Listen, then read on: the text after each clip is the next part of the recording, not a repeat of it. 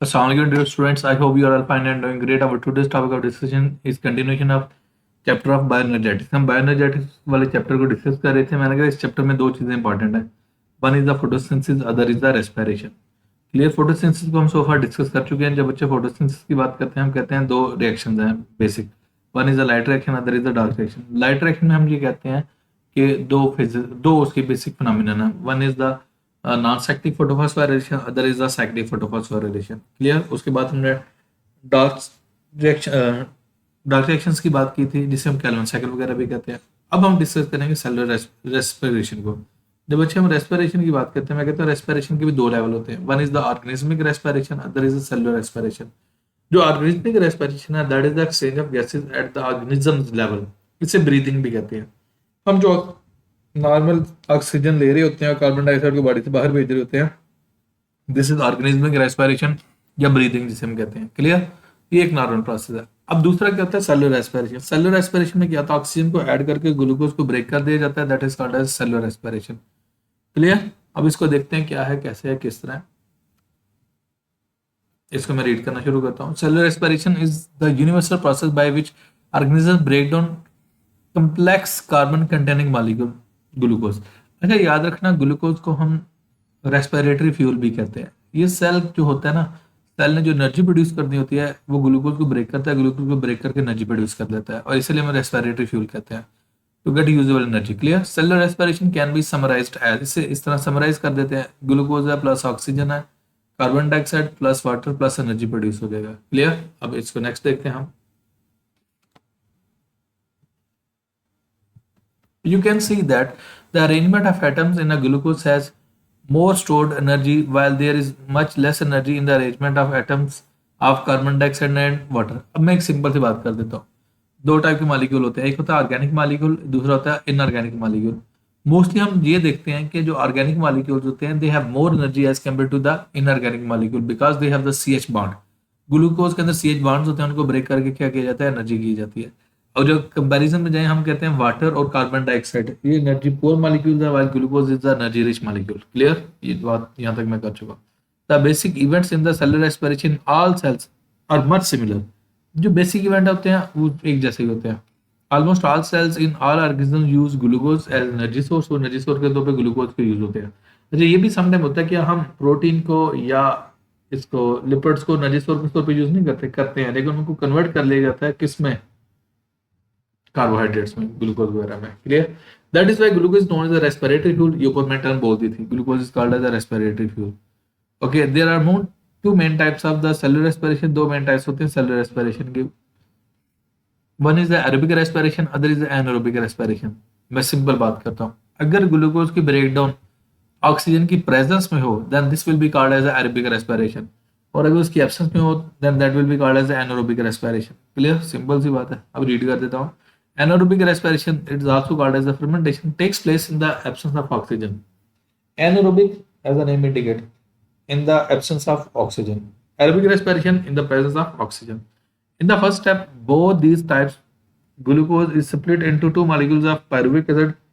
अच्छा ये बात याद रखना, बेशक एरोबिक रेस्पिरेशन हो या बेशक एनारोबिक रेस्पिरेशन हो, जो पहला स्टेप होता है ना जिसमें ग्लूकोज को ब्रेक करके दो पायरुवेट के मॉलिक्यूल बनाए जाते हैं, वो सेम दोनों में कॉमन ही है, दोनों में सेम ही है. क्लियर. पायरुविक एसिड दोनों में ही बनेगा. अब नेक्स्ट जो प्रोसेस होगा ना वो डिपेंड करता है कि उस ऑक्सीजन अवेलेबल है या नहीं available.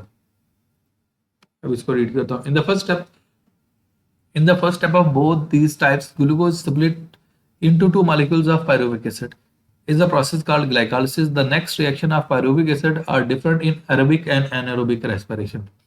Clear. Next is the mechanism of anaerobic respiration. अब एनारोबिक रेस्पिरेशन हम क्या मैकेनिज्म देखते हैं. एनारोबिक रेस्पिरेशन के दो क्या से कहते हैं एग्जांपल्स हैं, दो टाइप्स हैं. One is the alcoholic fermentation, दूसरा लैक्टिक एसिड फर्मेंटेशन. जो शराब बनती है वो मोस्टली अल्कोहलिक फर्मेंटेशन के थ्रू बनती है, और दूसरी होती है lactic acid fermentation. Lactic acid fermentation की एग्जांपल देता हूँ. मैं कहता हूँ फर्स्ट को आपको अचानक कह दिया जाए 1-2 किलोमीटर दौड़ लगाओ. आप गौर करना 1-2 किलोमीटर दौड़ लगाने के बाद ना आप नेक्स्ट टाइम क्या होता है, नेक्स्ट डे आपसे चला नहीं जा रहा होता. हम पंजाबी में तो कहते हैं जी खलियां पड़ गई हैं, लेकिन होता पता क्या है, आपके जो मसल्स होते हैं ना उनके अंदर लैक्टिक एसिड डिपॉजिट हो गया होता है। लैक्टिक एसिड डिपॉजिट होने की वजह पीएच ड्रॉप हो जाती है और मसल में पेन होना शुरू हो जाती है। क्लियर? एनीवेज, अब इसको रीड करता हूँ। Anaerobic respiration happens in many microorganisms and in some cells of higher plants. Okay, it also happens in the muscles of vertebrates. और ये क्या होता है? vertebrates के muscles में होता है। In anaerobic respiration, glucose is not completely oxidized. ये completely oxidized नहीं होता, इसकी complete breakdown नहीं होती। This type of respiration yields relatively small amount of energy from glucose molecule। और इसमें क्या होता है? कम एनर्जी ग्लूकोज की प्रोड्यूस होती है। As a result of anaerobic respiration one glucose molecule yields only 2 ATP. तो 2 एटीपी के मॉलिक्यूल प्रोड्यूस होते हैं। अब क्वेश्चन आता है नॉर्मली कितने एटीपी के मॉलिक्यूल प्रोड्यूस होते हैं? जो ऑक्सीजन की प्रेजेंस में एटीपी के मॉलिक्यूल प्रोड्यूस है वो 36 एटीपी के मॉलिक्यूल प्रोड्यूस होते हैं। अब उसके कंपेरिजन में 2 की बात करो तो बहुत लेसर क्वांटिटी है। Okay, the energy in 2 ATP is equivalent to 14.6 kilo calories. Okay, next, anaerobic respiration consist of glycolysis. अब ग्लाइकोलाइसिस क्या है? ब्रेकडाउन ऑफ ग्लूकोज है। ग्लूकोज को ब्रेक करके 2 मॉलिक्यूल बना दिए जाते हैं किसके? पायरुविक एसिड के। अच्छा, याद रखना पायरुविक एसिड ग्लूकोज के मॉलिक्यूल के अंदर 6 कार्बन होते हैं। जब उसे स्प्लिट करोगे तो 2 3 कार्बन वाले मॉलिक्यूल बनेंगे। और जो 3 कार्बन के मॉलिक्यूल बनेंगे उन्हें हम कहते हैं पायरुविक एसिड। आप पायरुवेट भी कहते हो या पायरुविक एसिड भी कह सकते हो। क्लियर? अब 2 एग्जांपल हैं इसकी, one is alcoholic fermentation, other is the lactic acid fermentation. पहले हम देखते हैं in primitive prokaryotic cells, bacteria की बात कर रहे हैं, and in some eukaryotic cells such as yeast. Yeast क्या? यूनिसेलुलर फंगस है। यीस्ट आपके घरों में भी यूज होती है। ये लोग जो पिज्जा वगैरह बनाते हैं ना, जो पिज्जा बनाने के लिए डो बनाते हैं ना, उसके ऊपर यीस्ट की लेयर लगाते हैं तो उसे कहते हैं यीस्ट है। और अगर आपने देखा हो जब डो बनाते हैं, वो पिज्जा बना रहे होते हैं, वो फूल जाता है, वो इसकी वजह से फूलता है। अच्छा, pyruvic acid is further broken down by alcoholic fermentation in alcohol. Okay, pyruvic acid है और साथ एथाइल अल्कोहल है। Lactic acid fermentation, lactic acid fermentation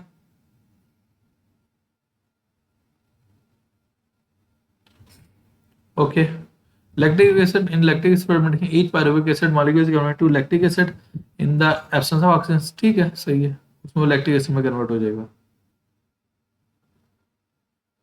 एक मिनट, मुझे लगता है आपकी बुक वाले ने कुछ गलती की हुई है। Let me check.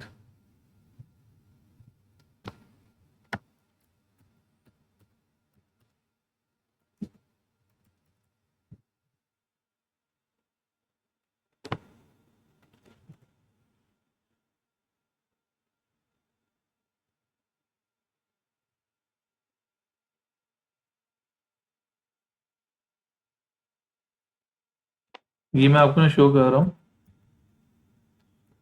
ये वाली इक्वेशंस आपने याद कर लेनी है, लैक्टिक एसिड फर्मेंटेशन की और अल्कोहलिक फर्मेंटेशन की।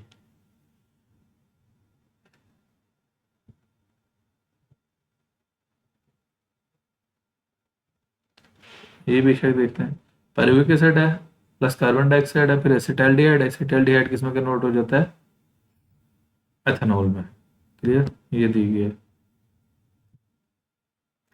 एनीवेज, नेक्स्ट हम देखते हैं this form of anaerobic respiration. यहाँ पे से इथाइल अल्कोहल की बजाय वो लिखना चाहिए लैक्टिक एसिड। मगर एक में लैक्टिक एसिड प्रोड्यूस होगा और एक में क्या होगा? एथेनॉल प्रोड्यूस होगा। This form of anaerobic respiration occurs in the muscle cells. जो मसल सेल्स में होती है लैक्टिक एसिड, मैंने आपको पहले बात की थी मसल सेल्स की। क्लियर? ओके, नेक्स्ट हम देखते हैं it happens during the extreme physical condition when oxygen can not be transported into the cell. जिस सेल्स के अंदर ऑक्सीजन नहीं मिल पाती तब ये काम हो रहा होता है। Okay, many bacteria also use lactic acid fermentation to get energy. तो लैक्टिक एसिड वो यूज करते हैं। यहाँ पे देखते हैं जरा, थोड़ा इसमें डिटेल में बताया गया। आपका ये ग्लूकोज है, ग्लूकोज का स्प्लिट करके क्या बनाया जाता है? पायरुविक एसिड बनाया जाता है। पायरुविक एसिड होगा, 2 पायरुवेट के मॉलिक्यूल बनेंगे और इस प्रोसेस को हम ग्लाइकोलाइसिस कहते हैं। 2 एटीपी के मॉलिक्यूल प्रोड्यूस होंगे, 2 NADPH के। ओके, नेक्स्ट अल्कोहलिक फर्मेंटेशन होगी, कार्बन डाइऑक्साइड रिलीज होगी और एथेनॉल बन जाएगा। क्लियर? दूसरे में लैक्टिक एसिड में, लैक्टिक एसिड में क्या होगा? ये ग्लूकोज का मॉलिक्यूल है, ग्लाइकोलाइसिस होगी, 2 मॉलिक्यूल बनेंगे पायरुविक एसिड के। नेक्स्ट लैक्टिक एसिड फर्मेंटेशन होगी और किसमें? लैक्टिक एसिड में कन्वर्ट हो जाएगा। ऊपर ये जो आपको बुक वाले में यहाँ दिया गया ना, यहाँ पे इसने हेडिंग तो दे दिया लैक्टिक एसिड फर्मेंटेशन की, लेकिन इक्वेशन नहीं दी लैक्टिक एसिड फर्मेंटेशन की। क्लियर है? एनीवेज, मैंने आपको जस्टिफाई कर दिया। If you have any sort of question then you can ask in the comment section. Thank you so much.